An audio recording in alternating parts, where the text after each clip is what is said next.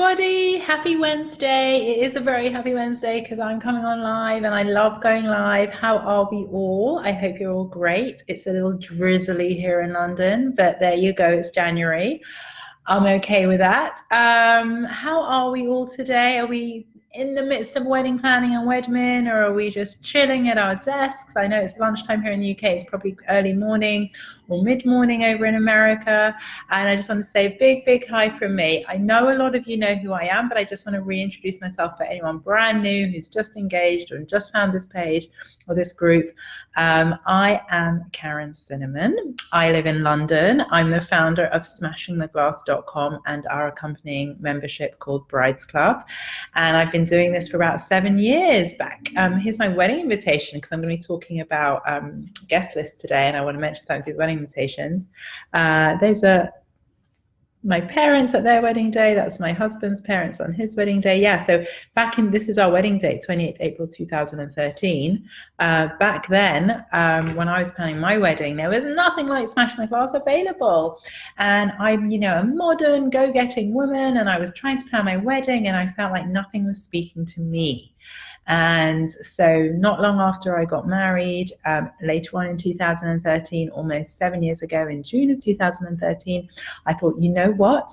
I'm on maternity leave. I was actually, had my first baby, 7-8 months after I got married, and I thought, I need something to keep my brain ticking on maternity leave. What about that idea I had when I was engaged for a resource, a blog, a platform, an Instagram for brides to be just like me, who are Jewish, but they also want to put their individuality on their wedding and create a wedding that reflects them, a resource that helps maximize your budget, helps get rid of wed stress and overwhelm, helps you with creative ideas, helps you with everything if you're a modern Jewish or Jewish woman. What I mean by Jewish is we also love helping couples who are planning an interfaith Jewish wedding where maybe one is Jewish and one isn't. That was also something that I felt didn't exist.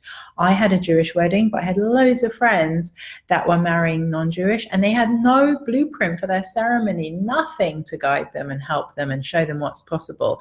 And if you're one of those couples, I want you to feel liberated by the possibility of a fusion wedding, rather than feeling constrained that you've got to please both sides and what can we add in and what can we not, and it's all good. So first of all, on smashingtheglass.com, if you haven't visited it, we have 1,000,001 real Jewish weddings. They are the heart of the platform, and we know that you love seeing real weddings. So we've got everything on there. I mean, literally 7 years worth of amazing real Jewish weddings, from like Jewish Muslim weddings, Jewish Hindu weddings, to all the way through to religious Jewish weddings, and everything in between, and every type of wedding and every theme. And yet, you know what? Every week when I get submissions, it still amazes me at what's possible and what people are doing. And I just have the best job ever. So that's smashingtheglass.com, which has grown so much over 7 years. We've got tens of thousands all over the world reading Smashing the Glass. Sorry, excuse my Jufro. It's not even humid, and I have Jufro in London. Can you imagine what my hair's like when I'm in the summer in Israel? It's crazy. Anyway, we also have an amazing client relations manager, Emily, who's based in New York City. We have an office in New York City for all our USA clients and brides and everything. And we have an amazing Brides Club membership, which is just my baby. If you don't know what I'm talking about and you're a bride-to-be, hell, you've got to listen to me right now. We have a Brides Club where I help you with anything and everything, but not only me. There's an incredible community, supportive community of brides-to-be and newlyweds, and we have in-person meetups, and we just have such a sense of Jewish community or Jewish community, as well as being able to help you and guide you with anything and everything, so you never feel overwhelmed. There's so much to it, so I'm not going to talk about it right now. But if you do want to find out more, head to brides.smashingtheglass.com. I'll pop the link in the comments. The other thing I want to tell you about before I dive into today's topic, which is, excuse me, all about guest list and guest list problems, because that's probably the number one thing I hear about is guest list dilemmas. So I wanted to talk to you about that. The other thing I want you to be aware of and to tell you about is I am hosting an online Jewish wedding planning party. I've put the link up there. smashing.glass/Jewish wedding planning party, and it is going to be epic. It's happening on February the 12th. I should have a placard that says February 12th. February the 12th, people. And it's going to be amazing. It's totally free. You can watch it wherever you are in the world. It's a party, but it's online. But even though it's online, we're going to have drinks, we're going to have music, we're going to have fun, we're going to have dancing. And I'm also going to be helping you with all the important stuff, like going more in depth on how to nail your guest list, how to solve all your seating plan dilemmas, how to think of amazing creative ideas so that your wedding will be one that everyone talks about, but that also perfectly reflects you, how to deal with family dramas that may come up, how to let go of Jewish guilt and people pleasing and just like, stressing out because you feel like you've got to please so many different people, how to craft a ceremony that perfectly reflects you but also makes everyone feel included. It's all going to happen in the Jewish wedding planning party. The link is right up there. If you can't find it, just pop in the comments and I'll reply with it. So do make sure you click on that link and register for the Jewish wedding planning party. I'm seriously so excited about it. February the 12th, mark it in your diaries. Now, let's get going on all things guest list. So we're going to be covering how many people should you invite, who should you invite, everything from, do you have to invite work colleagues, do you have to invite family, this and the other, kids or no kids, all the kind of different dilemmas. And we're also going to be talking about RSVPs and people that RSVP late and all that kind of thing.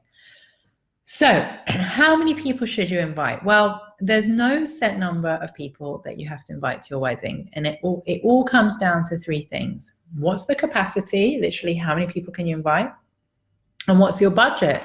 Because the biggest way to slash your budget costs, and by the way, I did a whole Facebook Live all about budget and how to maximize your budget last week. If you look at the videos section, you should see it. And the biggest thing that's going to affect your budget is the number of guests.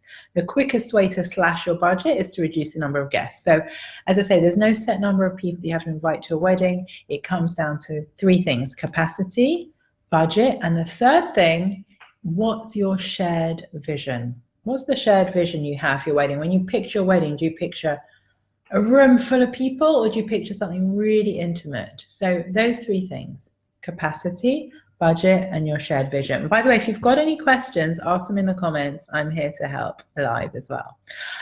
So what I suggest is, once you're engaged and you've told your family and you've just settled down into, that euphoric stage, but you think you're ready to start planning, one of the first things I suggest you do is create a draft guest list with all the people that you definitely want to invite, okay? And then that will give you the basis for your venue search, as well as a starting point for calculating your wedding budget. And then after that, it comes down to literally what you can afford and whether you want an intimate feel to your day or a large crowd of friends and family. Personally, I'm a fan of more intimate gatherings. When I say more intimate, that's Jewish speak for 140 to 180 max. That's what I love, because I don't want a cast of unknowns. I'd rather have, that doesn't create an atmosphere. What creates an atmosphere is everyone there is genuinely happy for you. They want to be there. They've waited for this day. Or if they're new friends, they're just so excited. You want those kind of people at your wedding. There's a little train passing by. I live not far from a train track, so I'll just wait for it to pass. And then I'll get on to who to invite. Okay, so who do you invite? Don't people please. That's like the umbrella rule. You don't invite out of guilt or should or this or that. Okay? You want to invite people who you truly want to share your day with. And I've just actually said this over on our Instagram. If you're not following us on Instagram, make sure you're following us on Instagram at Smashing the Glass. I just did a live Q&A there. And one of the questions was literally about guest list problems. So I might be saying some of the things that I said on there, because it really does go down to the same thing. If the thought of a prospective guest makes you roll your eyes like this, oh gosh, strike them off, okay? And by the way, I'm talking about your guests at this point, not your parents' guests or family members. We'll come to that in a minute. This is your personal guest list. So I've got a few little rules here. Don't invite anyone you haven't spoken to in person in the last 5 years. Don't invite someone from work because you see them occasionally, but actually at work and, in meetings and you like them, but actually you never see them outside work. You don't have to invite them. As far as kind of work people goes, you want a uniform rule. So if you're inviting all your, if you've got 8 people in your department and you want to invite 6 of them, don't leave those 2 out. That could cause friction. To kind of keep the rules uniform. You don't have to invite anyone from work if you don't want to, and you just explain politely that you're really crunched for numbers, you wish you could invite them, you're going to do a separate little dinner maybe, or a separate little drinks, just your work friends, but to your actual wedding you can't invite them. I'm actually going to put my hair up in a half thing. My Jew froey, fuzzy, curly is getting on my nerves. There we go. Okay. When you're talking to the camera and you're looking at yourself, you see the frizz, you see the Jew fro. But anyway, I'm going to carry on. And, again, with the guilt thing, you don't have to invite people whose weddings you've been to years ago if you've drifted apart since, okay? You don't invite someone just because you feel guilty for leaving them off your list. I'll tell you a story. So with our wedding, we were told by the venue that we can invite 180 people. But there was so we kind of, mentioned it to some friends and this and that. And then we were told, actually, if you want to dance floor, it's 140.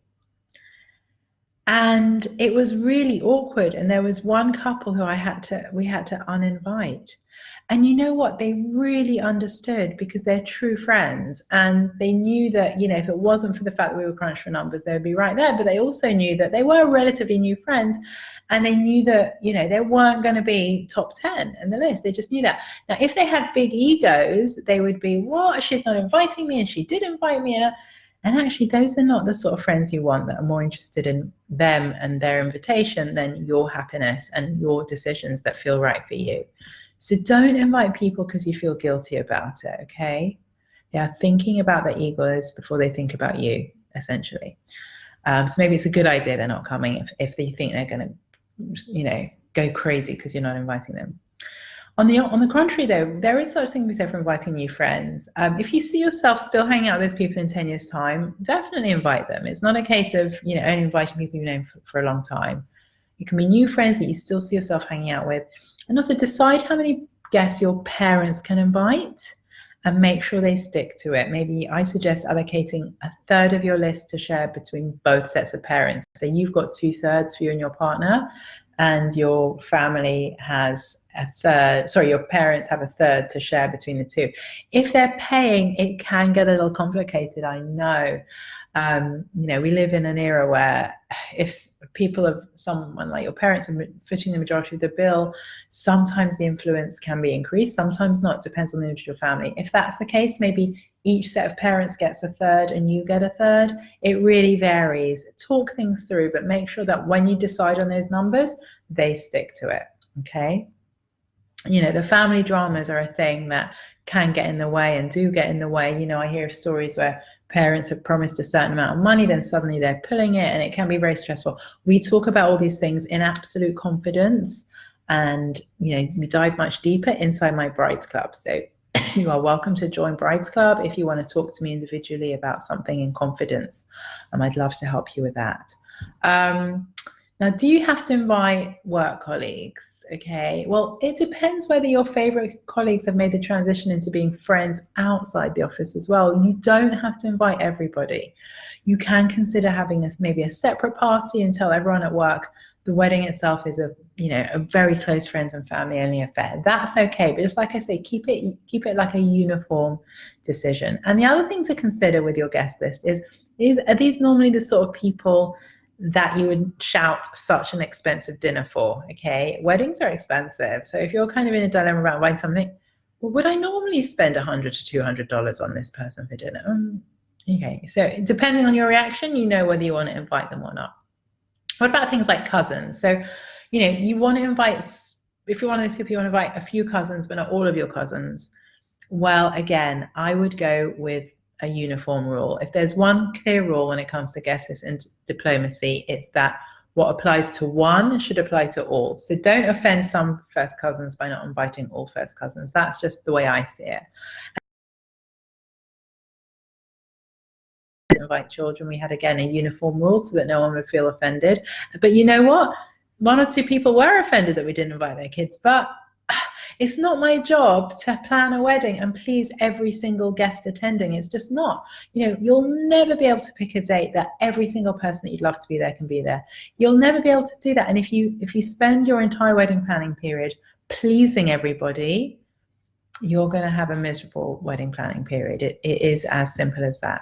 So kids or no kids, right? Well, this is the way I see it. If one friend has very well-behaved children and you want to invite them, then that opens up the door for either inviting all your other friends' kids too, or facing hurt feelings. You want to create, again, like I said earlier, unilateral rules, because that reduces the risk of offending your guests, and you'll make sure no one feels singled out. You don't want to be dealing with dramas and offending people, and so uniform rules are your friends. And you know what? Anyone with children, they should respect your wishes, and they should understand that a wedding is not always the best environment for children to be around anyway. Maybe explain to them that, you really want them to let you want them to let their hair down. You want them to enjoy your wedding without having to worry about looking after their children all day, even though you love them dearly. And you could just literally say something like, I know your daughter is absolutely gorgeous. We adore her, but we can't make an exception. It just wouldn't be fair to other guests who also have kids. You just have confidence in what you want for your day and move on. It's okay. It's really okay not to invite every single person and please every single person. I give you permission. So what about unmarried and with plus one? So for example, maybe you've got some friends that have got some relatively new partners, and what do you do? So again, you want to be specific and you want to be strict. You want to come up with something that, maybe again, you want to invite plus ones for everybody, even if you don't know them well, or maybe you don't. Again, have that uniform rule. So let's just say this, that make sure also, another massive tip is make sure you state clearly in the invitation exactly who is invited by name, if possible, to avoid any confusion. But that's a whole nother thing. Again, inside my Brides Club, I go into that. It's so important to have a space on the RSVP card, number of guests, name, all that is so important. Now, let's quickly talk about RSVPs, because I think I'm over time, but I just want to get this in. RSVPs, what do you do about those late RSVPs? So you've said to everyone, like we did, RSVP, as you can see on my invitation, RSVP by 15th of March on the enclosed card. And then it gets to 16th of March, 17th of March, and people 18th of March, and people haven't replied. What do? You pick up the phone or you email. I personally prefer picking up the phone, because sometimes the tone of email can come across a little like maybe you're a bit angry or whatever. I like calling if possible. It's perfectly okay to call and ask politely for a reply, and just say something like, we hope you received our invitation. It's on the 24th of April. We hope you can join us. We need to hear back by X date, and give them a date at a time by which you need to hear back. People respond to deadlines. And of course, this goes without saying to never be rude. Nothing's going to be gained from being rude. Of course, you're a little grumpy that maybe people didn't reply by your RSVP date. And by the way, on that note, don't give them too long. I'd say give them 2 weeks from when they receive the invitation, because anything too long goes in the to deal with later pile, and then it often gets forgotten about, okay? So if you need to follow up, give them a date by which you need to hear back. Be gracious, and just consider this part and parcel of wedding planning, okay? So those are my top tips on guest list. Let me know if you've got anything to say, any comments. I'd love to help. Come join at the Jewish Wedding Planning Party, where we'll be covering everything. If you're a bride-to-be or you know a bride-to-be, do share the link with them. I'll put it again in the comments.